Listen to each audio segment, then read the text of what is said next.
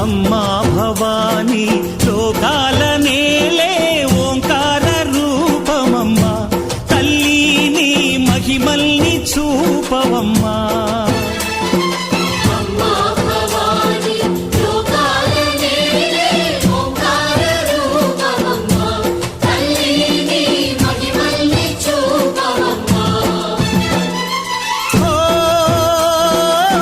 సృష్టికే దీపమా, శక్తికే మూలమా, సింహరథమే నీదమ్మా.